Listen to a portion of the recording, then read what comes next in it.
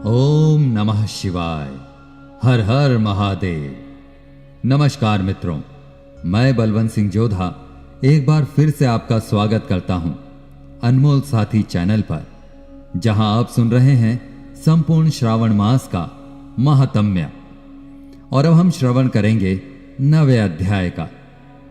8वें अध्याय में भगवान शिव ने सनत कुमार को श्रावण मास में किए जाने वाले बुद्ध गुरु व्रत के विषय में बताया और कहा कि इस व्रत को विधि पूर्वक 7 वर्ष तक करने पर मनुष्य सभी मनोरथों को प्राप्त कर लेता है, और जो इसे विद्या की कामना से करता है वह वेद व शास्त्र के अर्थों को जानने वाला हो जाता है।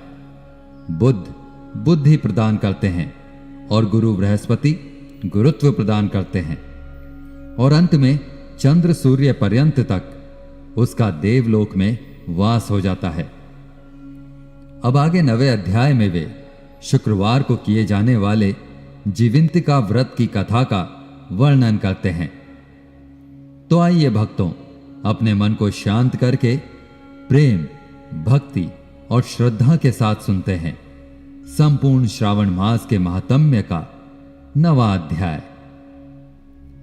भगवान शिव बोले, हे सनत कुमार, अब मैं शुक्रवार के व्रत का आख्यान कहूंगा, जिसे सुनकर मनुष्य संपूर्ण आपदा से मुक्त हो जाता है। लोग इससे संबंधित एक प्राचीन इतिहास का वर्णन करते हैं। पांड्य वंश में उत्पन्न एक सुशील नामक राजा था। अत्यधिक प्रयत्न करने पर भी उसे पुत्र की प्राप्ति नहीं हो सकी। उसकी सर्वगुण संपन्न सुकेशी नाम की भार्या थी। जब उसे संतान नहीं हुई तब वह बड़ी चिंता में पड़ गई।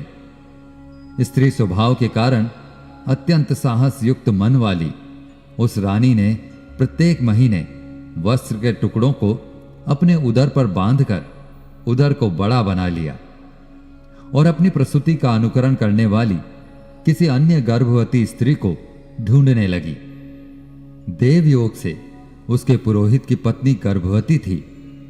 तब कपट करने वाली रानी ने किसी प्रसव कराने वाली स्त्री को इस कार्य में लगा दिया और उसे एकांत में बहुत सा धन देकर वह रानी चल दी। इसके बाद रानी को गर्भवती जानकर राजा ने उसका पुंसवन और अनवलोभन संस्कार कराया। 8वां महीना होने पर सीमंतोनयन संस्कार के समय राजा अत्यंत हर्षित हुए। इसके बाद उस पुरोहित पत्नी का प्रसव काल का समय पास आ रहा है, यह सुनकर वह रानी भी उसके समान सभी प्रसव संबंधी चेष्टाएं करने लगी। पुरोहित की पत्नी चूंकि पहली बार गर्भवती थी, अतः प्रसूति कार्य के प्रति वह अनभिज्ञ थी और केवल प्रसव कराने वाली दाई के कहने पर ही स्थित थी। तब उस दाई ने पुरोहित पत्नी के साथ छल करते हुए उसके नेत्रों पर पट्टी बांध दी और प्रसव के समय उत्पन्न हुए पुत्र को किसी के हाथ से रानी के पास पहुंचा दिया। इस बात को कोई भी जान न सका। उसके बाद रानी ने उस पुत्र को लेकर यह घोषणा करा दी कि मुझे पुत्र रत्न की प्राप्ति हुई है। इन सब के बाद दाई ने पुरोहित की पत्नी की आंखों की पट्टी खोल दी। दाई अपने साथ मांस का एक पिंड लाई थी और उसने वह उसे दिखा दिया। फिर उसके सामने आश्चर्य और दुख प्रकट करने लगी कि यह कैसा अनिष्ट हो गया, और कहने लगी कि अपने पुरोहित पति से इसकी शांति अवश्य करवा लेना। उसने कहा कि संतान नहीं हुई तो कोई बात नहीं, पर तुम सुव्रती हो, यह अच्छी बात है। इस पर पुरोहित पत्नी को अपने प्रसव के स्पर्श चिंतन से बहुत संदेह हुआ।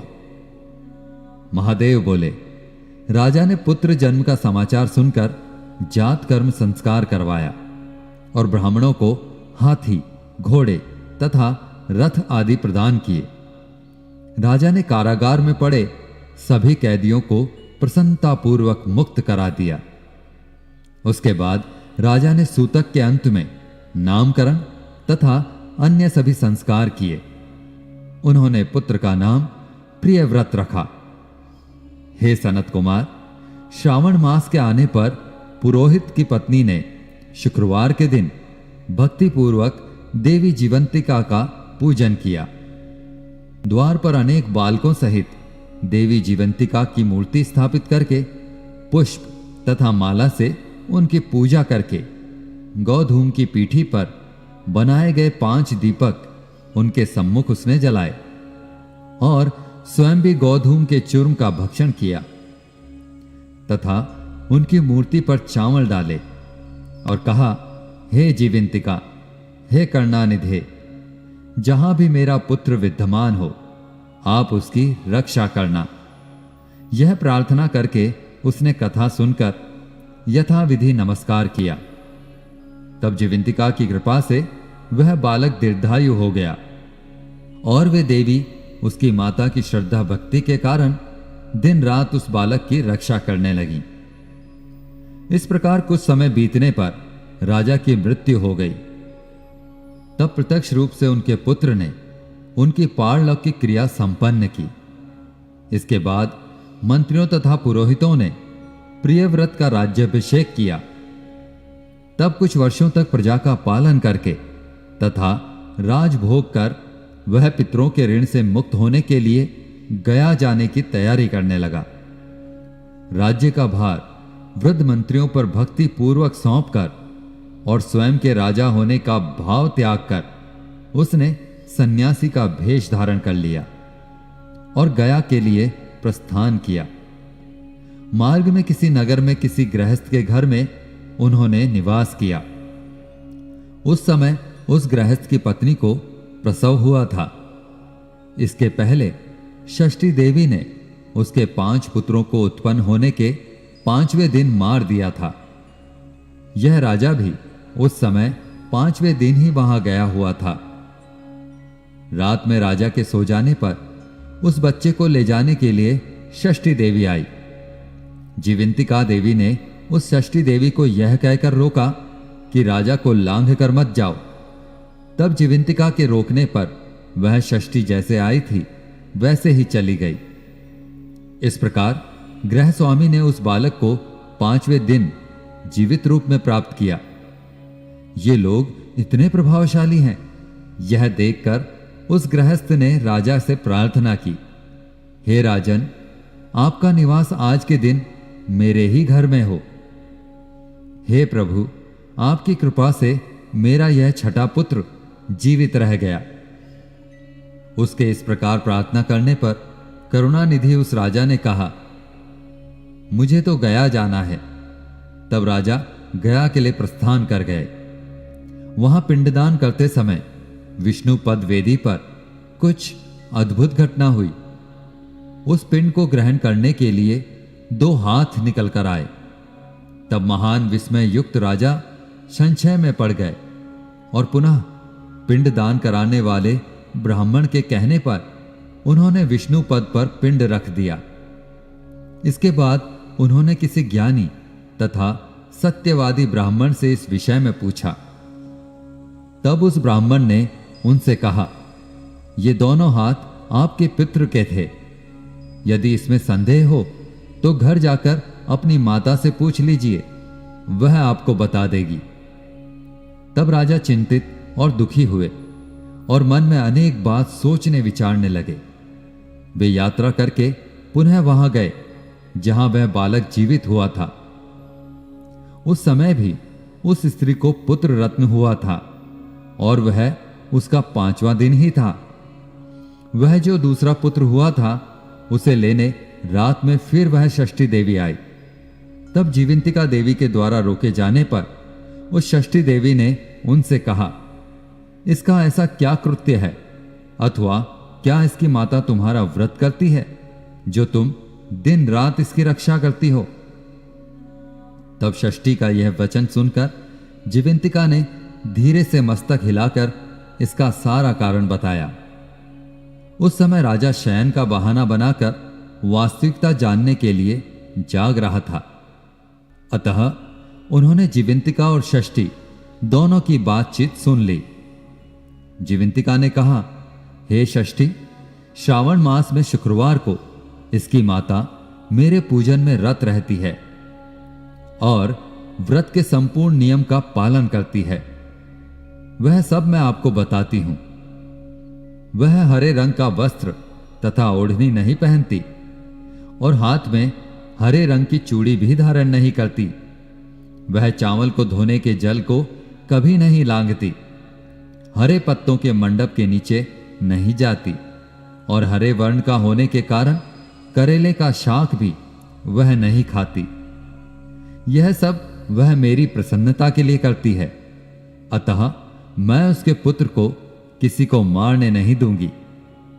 यह सब सुनकर राजा प्रियव्रत अपने नगर को चले गए। उनके देश में सभी नागरिक स्वागत के लिए आए। तब राजा ने अपनी माता से पूछा, हे माता, क्या तुम जीवंतिका देवी का व्रत करती हो? इस पर उसने कहा कि मैं तो इस व्रत को जानती भी नहीं हूं। इसके बाद राजा ने गया यात्रा का सम्यक फल प्राप्त करने के लिए ब्राह्मणों तथा सभी सती साध्वी स्त्रियों को भोजन कराने की इच्छा से उन्हें निमंत्रित किया और व्रत की परीक्षा लेने के लिए सभी सती स्त्रियों को वस्त्र, ओढ़नी तथा कंकण भेजकर कहलवाया कि आप सभी को भोजन के लिए राजभवन में आना है। तब पुरोहित की पत्नी ने दूत से कहा कि मैं हरे रंग की कोई भी वस्तु कभी ग्रहण नहीं करती हूं। राजा के पास आकर दूत ने उसके द्वारा कही गई बात को राजा को बताया। तब राजा ने उसके लिए सभी रक्त वर्ण के शुभ परिधान भेजे। वह सब धारण करके वह पुरोहित पत्नी भी राजभवन में आई। राजभवन के पूर्वी द्वार पर चावलों को धोने का जल पड़ा देखकर और वहां हरे रंग का मंडप देखकर वह दूसरे द्वार से गई। तब राजा ने पुरोहित की पत्नी को प्रणाम किया और इस नियम का संपूर्ण कारण पूछा। इस पर उसने इसका कारण शुक्रवार का व्रत बताया। उस प्रिय व्रत को देखकर पुरोहित की पत्नी के दोनों स्तनों में से बहुत दुग्ध निकलने लगा। दोनों वक्ष स्थलों ने उस राजा को दुग्ध की धाराओं से पूर्ण रूप से सिंचित कर दिया। तब गया में विष्णु पद पर निकले दोनों हाथों जीवंतिका तथा षष्ठी दोनों देवियों के संवाद तथा पुरोहित पत्नी के स्तनों से दुग्ध निकलने के द्वारा राजा को विश्वास हो गया कि मैं इसी स्त्री की संतान हूं। उसके बाद पालन पोषण करने वाली माता के पास जाकर राजा ने विनम्रता पूर्वक उनसे कहा, हे माता, डरो मत, मेरे जन्म का वृत्तांत सत्य सत्य बता दो। यह सुनकर सुंदर केशों वाली रानी ने सब कुछ सच सच बता दिया। तब प्रसन्न होकर उन्होंने जन्म देने वाले अपने माता पिता को नमस्कार किया और संपत्ति से वृद्धि को प्राप्त कराया। वे दोनों भी परम आनंदित हुए। एक दिन राजा प्रियव्रत ने रात में देवी जयवंतिका से प्रार्थना की, हे माता जीवंतिका, मेरे पिता तो ये हैं, तो फिर गया में वे दोनों हाथ कैसे निकल आए थे? तब देवी ने राजा के स्वप्न में आकर राजा के संशय को दूर करने वाली बात कही, हे प्रियव्रत, मैंने तुम्हें विश्वास दिलाने के लिए ही यह माया रची थी, इसमें कोई संदेह नहीं है। महादेव बोले, हे सनत कुमार, श्रावण मास में शुक्रवार के दिन इस व्रत का अनुष्ठान करके मनुष्य सभी मनोरथों को प्राप्त कर लेता है। और इस प्रकार श्री स्कंद पुराण के अंतर्गत भगवान शिव एवं सनत कुमार के संवाद में श्रावण मास महात्म्य का 9वां अध्याय संपन्न हुआ। आगे की कथा हम सुनेंगे 10वें अध्याय में। मित्रों, अगर इस वीडियो में मुझसे कोई त्रुटि या गलती रह गई हो तो मैं क्षमा प्रार्थी हूं। तो प्रेम से बोलिए, ओम नमः शिवाय। हर हर महादेव।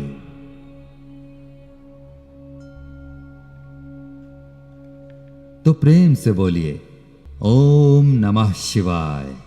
हर हर महादेव।